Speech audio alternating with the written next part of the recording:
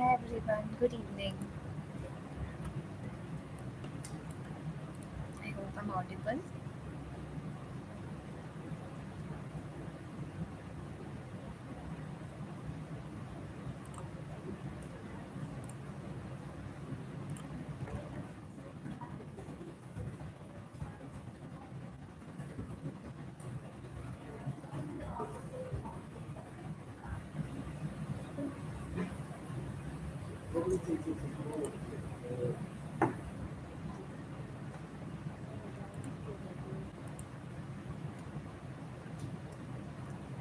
Good evening.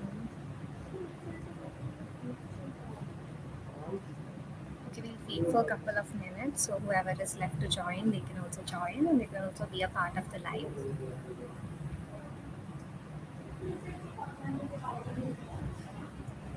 In case if my voice is not audible or anything, hi, good evening.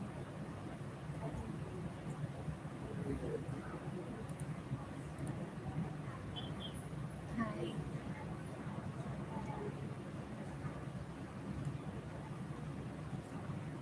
Okay, so I think we are good to go. So, hi everyone, good evening. So, today I want to discuss a topic that holds tremendous importance for our children's future. So, before starting, I would like to ask a question. It would be so nice if you all can tell me, do you really think cooking as a life skill? And if yes, why? Since we are on live, I would like to get quick replies in the chat box. Do you think, hi Gopika, do you think cooking is an important life skill that we should instill in our kids? Yes. Okay. Waiting few more replies from others. Yes. Okay. Yes. Okay. So, how does cooking become a major life skill? Is it just because we are preparing something? It's so simple. Life skills cooking doesn't mean learning to make meals, it means meal preparation to survive. And also, if you're not aware, let me just give you a little information that cooking is much more than just following the recipes and preparing meals. It is a crucial life skill that can shape our children's life in countless positive ways. And also, life skill tasks like cooking is an essential instrumental activity of daily living that occupational therapy professionals address. So I think that was really helpful for you in case if you're not were aware. Now, as a parent, caregiver, or guardian, our goal is to help our children to be independent enough to live alone or at least take care for themselves. So learning this independence and life skills starts at a very young age. If you imagine, toddlers learn to dress themselves, learn about their basic hygiene, and where to put their belongings. And as it becomes school age, children need to learn higher level of life skills such as laundry, cleaning, grooming, and cooking. For some kids that struggle with manipulating utensils as a result of fine motor, visual motor, or any other cognitive skill, these cooking activities can really support their development. This is especially true with learning to hold a fork and spoon as well as using utensils to self feed and cut with a knife and fork very safely.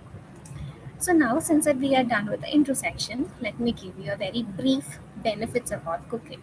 The first one is it helps to develop motor skills through cooking. The second one is executive function skills through cooking. And the third one, learn mathematics. Doesn't it seem a little bit weird? But yes, we learn a lot of mathematical skills through cooking. Let me just explain that to you. And these are not just the areas. There are a lot of other important areas of development that occurs through cooking, and some others are like measuring the item, right? It involves mathematics and reading the recipe. So once you're reading the recipe, you're scanning, you're reading, you're decoding, you're processing that particular language. Now, when you come to following the directions or following the instructions, you are following some particular sequence. Your working memory is working there, your problem solving skills are happening. And then fine motor skills. So fine motor skills are needed to use utensils. We have to cut with a knife, right? So our hands should be moving. We have to stir, we have to scrape with a spatula, you have to use tongs, you have to crack eggs, spread an item, or scoop a food. These all are the basic fine motor skills. And see, a lot of things are happening in our kitchen. And are we even aware of all these things, or are we even noticing all these things? Now, the next one is bilateral coordination. The term might seem a little bit technical, but it's very simple. Pouring from one container to another container. So, what happens here? You're holding one container in one hand and holding another container in your other hand, and you're pouring it, which means you're using both your hands. So this is just bilateral coordination, even though the term find a little bit hard. Or some other examples are holding a pan steady while you're using your other hand to stir it or flip the objects or opening the containers or putting items together. All these are bilateral coordination. The next one is attention to details, timing, frustration to tolerance, and organization. You know that to prepare a simple meal, you have to spend at least half an hour, 45 minutes, something in the kitchen. And that time you need to have tolerance, not the first time you're going to succeed or in something you're preparing. So all these things happen when you are at kitchen.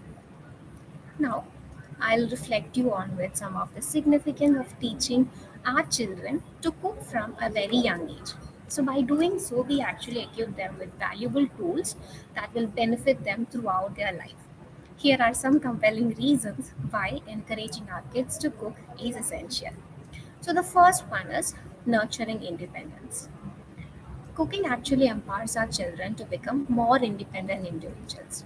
As they learn to prepare their own meals, they gain a sense of self sufficiency and responsibility. If we take our own example, imagine we prepare a very tasty meal and the entire family members are appreciating us. We feel a certain kind of powerfulness, right? The same happen with our kids also. Imagine that your child, he or she is learning to make a very simple sandwich or a salad. She feels incredible sense of accomplishment as she takes charge of preparing her meal, from choosing the ingredients to putting it all together. Even though this is a small act, this small act of independence boosts her confidence and motivates her to take on more challenges in the kitchen. The second one is healthy eating habits. So, by involving children in the kitchen, we instill in them a better understanding of nutrition and healthy food choices. This early exposure can lead to a lifetime conscious eating habits by promoting healthier lifestyle. Because if we take the Indian kitchen, we know that usually we parents or like we mothers are so concerned about the health of all our family members, starting from cholesterol, start sugar, all these things we discuss in the kitchen. We may reduce sugar by telling that too much sugar is not so good. It may cause diabetes. And we can say too much oil is not good. It may cause cholesterol. So children are listening all these things, right? So they become a little bit more health conscious. Now, bonding and family time. This is the most wonderful part of teaching or cooking together as a family. So, cooking together foster beautiful moments of togetherness and bonding as a family. It's an excellent opportunity to create lasting memories while enjoying the fruits of our labor around the dining table. For example, you can actually plan a weekend. Every weekend, you don't have to go out, right? Some weekends you can plan like this. You can plan a weekend at home, whole family come together to bake cookies or anything your family prefer the most. You all gather in the kitchen, taking on and off different roles in the baking process. It's not just the cooking process happen, there a lot of talking happen, a lot of chit chats happen, and as you enjoy the treats or laughter, the stories are shared, creating cherished memories that your children will treasure for years to come, right? If you imagine, in our household also we actually does this, but not with proper consciousness. You can make it a little bit more fruitful by putting a lot of effort that everybody comes together in the kitchen and you have a good family time over there. Now, the next one is boosting creativity and learning. Our little chefs are a little more creative. So, cooking is actually a creative process that allow our children to experiment, explore, and learn through hands-on experience. So, it actually engages their sense and help them develop problem-solving skills. So, for example, What can you do if you're like, okay, so imagine your child is interested in cooking, and you can provide them with a basic cupcake recipe, very basic cupcake recipe, and a variety of toppings, decorations, sprinkles, whatever.